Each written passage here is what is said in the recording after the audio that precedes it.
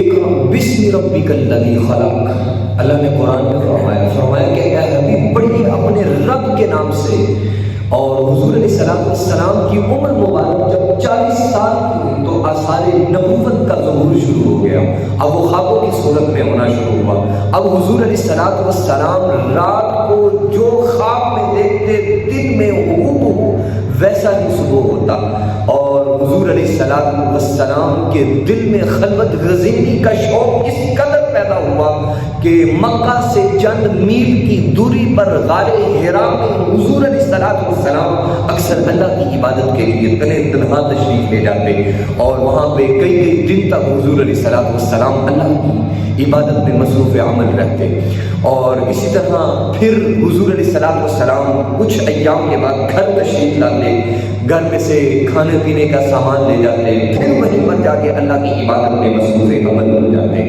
حضور جان رحمت علیہ السلام ایک دن غار حرا میں اللہ کی عبادت میں مصروف تھے۔ حضرت جبریل علیہ السلام حضور جان رحمت علیہ السلام کی بارگاہ اقدس میں حاضر ہوئے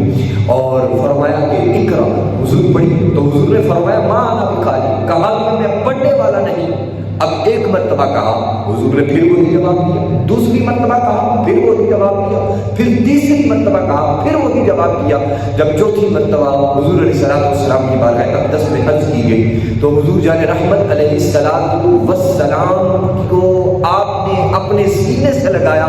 زور سے بھیجا، تو حضور جان رحمت علیہ السلام نے ان آیت بینات کی تلاوت فرمائی جو اللہ کی ذات نے اپنے محبوب کی طرف وحی کی صورت میں نازل فرمائی۔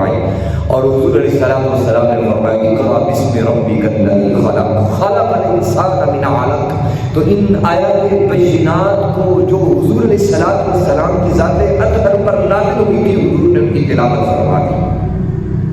اب حضور علیہ السلام کہ جس میں اطہر پر کپکپی طاری ہے اور پسینہ جاری ہے، آپ جلدی سے گھر تشریف لائے اور حضرت خدیجہ الکبریٰ رضی اللہ تعالی عنہ سے فرمایا زمینونی یا خدیجہ، کہا کہ خدیجہ مجھ پر چادر کو اوڑھ دو۔ حضرت خدیجہ الکبریٰ رضی اللہ تعالی عنہ فرماتی ہیں کہ حضور علیہ السلام کو میں نے چادر اوڑھ دی، پھر حضور نے ساری بات حضرت خدیجہ الکبریٰ کو بیان فرمائی تو آپ نے تسلی دی، کہا کہ حضور آپ پریشان کیوں ہوتے ہیں، حضور آپ تو یتیموں کے والی ہیں، بے کسوں کے حضور چارہ گر ہیں، حضور آپ تو ان پر دست شفقت رکھنے والے ہیں، رب آپ کو تنہا کیسے چھوڑ سکتا ہے۔ آپ کے چچا زاد بھائی ورقہ بن نوفل حضرت خدیجہ الکبریٰ رضی اللہ تعالی عنہ اب جب ان کے پاس پہنچی اور جب حضور کو لے کے گئی تو حضور علیہ السلام نے سارا ماجرا بیان فرمایا۔ اور ورقہ بن نوفل جو انجیل کا عالم تھا، بہت بڑا راہب تھا اور لوگ اس کو جانتے تھے، اب انجیل کو عبرانی سے عربی میں لکھ رہا تھا۔ تو جب اس نے حضور کی ساری بات سنی تو سننے کے بعد حضور کی بارگاہ میں عرض کی، کہا حضور یہ وہی فرشتہ ہے جو اللہ کی طرف سے وحی لے کر حضرت موسیٰ کے پاس بھی آتا تھا، عیسیٰ کے پاس بھی آتا تھا، تو حضور یہ وہ فرشتہ ہے جو آپ کی طرف اللہ کا پیغام لے کر آیا ہے۔ تو اللہ تعالیٰ کی ذات نے قرآن مجید فرقان حمید کے بارے میں قرآن میں فرمایا اِنَّا أَنزَلْنَاهُ فِي لَيْلَةِ الْقَدْرِ، فرمایا کہ بے شک ہم نے قرآن کو لیلۃ القدر کی رات میں نازل فرمایا۔ حضرت ابو قتادہ رضی اللہ تعالیٰ عنہ بیان کرتے ہیں، آپ کہتے ہیں میں نے حضور علیہ السلام کی بارگاہ اقدس میں عرض کی، کہا کہ حضور آپ ہر پیر کے دن روزہ رکھتے ہیں، اس کی کیا حکمت ہے؟ تو حضور جان رحمت علیہ السلام نے ارشاد فرمایا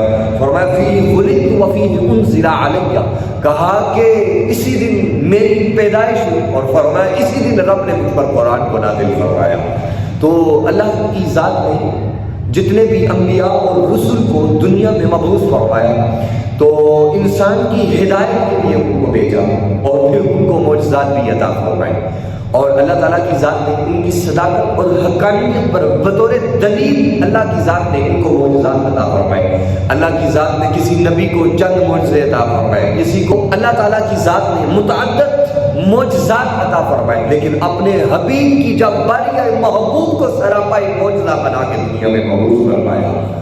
اور کبھی حضور علیہ السلام کے منہ مبارک معجزہ، حضور کے دست اقدس معجزہ، حضور علیہ السلام کا لعاب دہن معجزہ، حضور علیہ السلام کے چشم ما زاغ البصر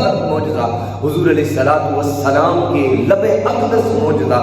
گویا کہ حضور علیہ الصلوۃ والسلام سر سے لے کے پاؤں تک سراپا معجزہ بن کے دنیا میں تشریف لائے۔ تو حضور علیہ الصلوۃ والسلام نے جب بطور دلیل اس وقت لوگوں پر اپنی صداقت و حقانیت کے بطور دلیل حضور نے قرآن کو معجزے کے طور پر پیش کیا، تو ان لوگوں نے کہا ان ھذا الا اساطیر الاولین، کہا یہ تو پہلے لوگوں کی کہانیاں ہیں۔ تو جب اتنا کہا تو رب ذوالجلال کی ذات نے فرمایا کہ اے حبیب یہ جھٹلاتے ہیں، یہ پہلے لوگوں کی کہانیاں ہیں۔ فرمایا کہ قل فأتوا بعشر سور مثلہ مفتریات فادعوا من استطعتم من دون اللہ ان کنتم صادقین۔ اللہ کی ذات نے قرآن میں کہا کہ اے حبیب ان کو فرماؤ،